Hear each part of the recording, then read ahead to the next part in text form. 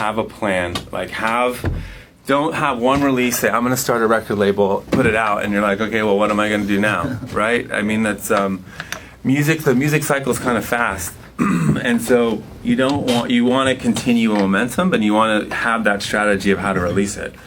And so, have five releases. That's what I always say for any new label. It's like have 5 releases. That, if anything, if you put them out every other month, that gives you a year, right?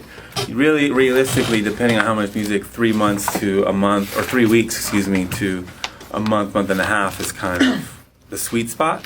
There's plenty of labels that put stuff out where, Dirtybird puts out 2 to 3 releases a month, and some of our most successful labels put out 1 release every 2 months. So, depending on how you want to space those 5 releases out, and then you can figure out, okay, how am I going to, what am I going to do to promote, to build these 5 releases? And they're going to be on Spotify and they're going to be everywhere. And what am I going to do in terms of marketing? What am I going to do in terms of developing, promoting these artists and stuff like that?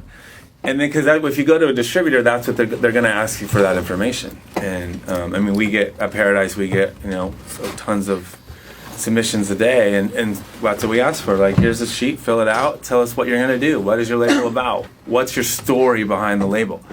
Like I said, it's kind of about develop a story. People want to relate to something. I think that's one of the reasons why Dirtybird is so successful is we make it so much more about just the music. And I hate to say it, but the music is kind of the loss leader on a lot of the stuff in the music business. It's kind of the vertical backbone that drives the merchandise, it drives the events, it drives the tours, it drives the publishing, but it's the smallest margins, So being able to get the 5 releases, understand that you're not going to make any money for 2 years, and then how you're going to promote these things, and then presenting it to distributors that you feel like you would be a good fit.